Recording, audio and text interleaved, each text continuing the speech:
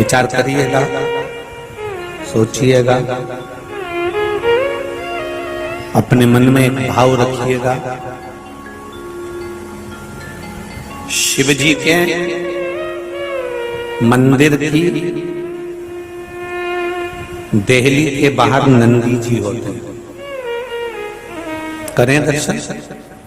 मंदिर में अंदर शिवलिंग है, बाहर नंदी है, बाहर नंदी है और शिवलिंग अंदर है।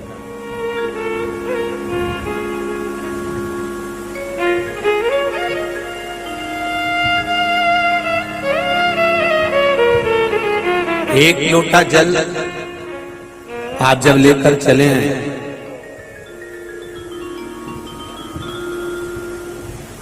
मंदिर की देहली, कौन सी वाली देहली? नंदी, और नंदी के सामने जो चौखट होती है, शिव मंदिर के अंदर जा रहे हैं, बाहर वाली नहीं, नंदी के पीछे वाली नहीं, नंदी के सम्मुख वाली चौखट।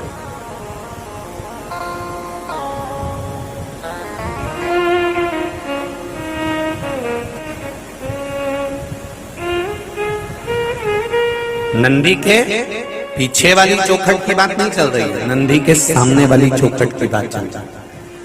नंदी के सम्मुख की जो चौखट होती है, जहां भगवान शंकर का शिवलिंग अंदर होता है, बस आप एक लोटा जल लेकर उस चौखट के अंदर जब प्रवेश करते हैं, तो वो जल तुम्हारे घर के मटके का जल नहीं रह जाता।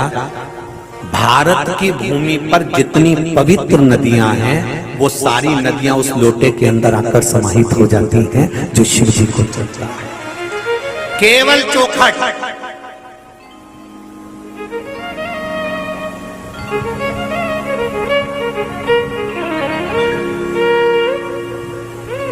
केवल चौखट। एक बात आपको कहना चाहेंगे, आप उसका स्मरण करके देखिएगा, कहीं सियोर वाला महाराज झूठ तो नहीं बोल दिया। प्रैक्टिकल जरूर करा कर, प्रैक्टिकल करने में पीछे मत। आग लगे बस्ती में और अपन रहो मस्ती में। दुनिया के लोग कितना भी बोलते रहे, पर आप प्रैक्टिकल करते रहो। प्रैक्टिकल करने में पीछे मत हटो। एक बार सब्जी बिगड़ेगी, 2 बार सब्जी बिगड़ेगी, 3 बार सब्जी बिगड़ेगी, चौथी बार में तो पालक पनीर बन के तैयार हो जाएगा। एक ही बार बिगड़ेगा, 2 बार बिगड़ेगा, 3 बार बिगड़ेगा।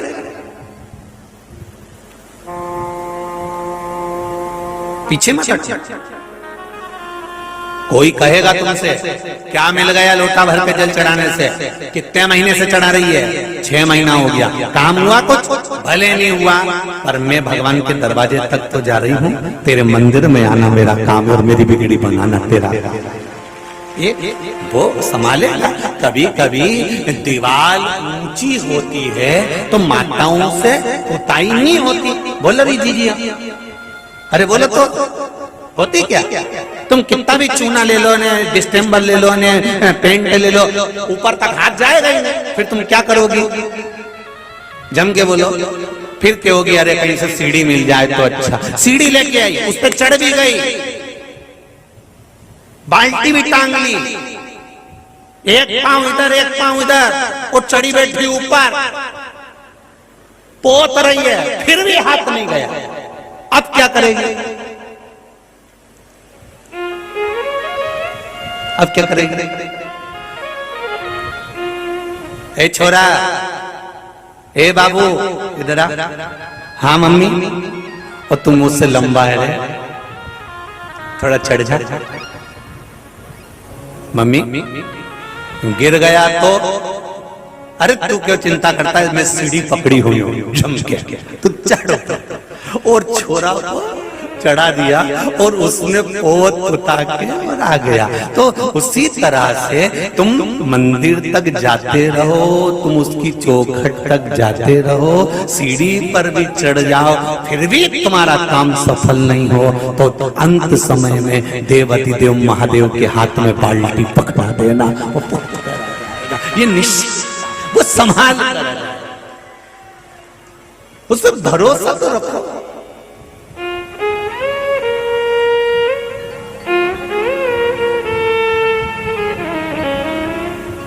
तुम्हारा मन नहीं लगे ना जिस दिन घर में तुम्हारा मन नहीं लगे और परिवार में तुम्हारा मन नहीं लगे, चित्त नहीं लगे, कोई महाराज तुमसे कहे कि मन नहीं लग रहा, तुम्हारा मन विचलित हो गया, तो घर छोड़ दो, परिवार छोड़ दो, बिल्कुल मत छोड़ना। अपन तो वहीं रहो, छाती पे मूंग दो, आपने कहीं नहीं जाना। मन नहीं लगे, चित्त नहीं लगे, तो एक काम जरूर करो, बस एक लोटा पानी भरो और शंकर जी के मंदिर पहुंच जाओ और शिव जी के पास में जाके बैठ जाओ। ओम नमः शिवाय, नमः शिवाय, श्री शिवाय। जो भी फूल पत्ती पड़ी हो उनको धो के साफ करके शंकर भगवान का श्रृंगार करना चालू कर दो। श्रृंगार करा, पूजन करी, सब सामान से अच्छे से सफाई करके अपने घर आ जाओ। एक दिन कर आओगे, एक हफ्ते तक मन क्लीन रहेगा, एक हफ्ते तक मन साफ, फिर कोई टेंशन नहीं। आप उसकी आराधना करो।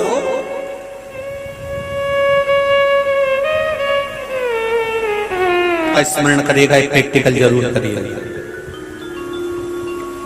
कई लोग कहते हैं कि शंकर भगवान पर एक लोटा जल चढ़ाने से और वो चढ़ा हुआ जल वापिस लाने से बीमारियां ठीक हो जाती हैं। आचमन कर लेने से, एक बेलपत्री चढ़ी हुई औषधि के रूप में मानकर खा लेने से बीमारियां ठीक हो जाती है। ऐसा होता है क्या? उसका कारण क्या है? शिव महापुराण में, स्कंद पुराण में, लिंग पुराण में, नर्मदा पुराण में अच्छे से पढ़िएगा कि नंदी के सामने जो चौखट है, उस चौखट से जब आप अंदर जाते हो, तुम्हारे कलश के अंदर जो जल होता है वो पूरे भारत की भूमि पर जो पवित्र नदियां हैं वो उसका जल बन जाता है। जो पत्ती आप शिव जी को चढ़ाते हो वो औषधि बन जाती है। जब हम उसको लेकर आते हैं, नंदी की साक्षी में औषधि मांग कर लाते हैं, जल लेकर आते हैं, तो नंदी उसकी साक्षी रखता है और साक्षी रखकर जब हम रोग में, बीमारी में उस जल का आचमन करते हैं तो हम ठीक होते चले जाते हैं, उसका आनंद बढ़ते चले जाते हैं। एक पत्र आया है, देखिए।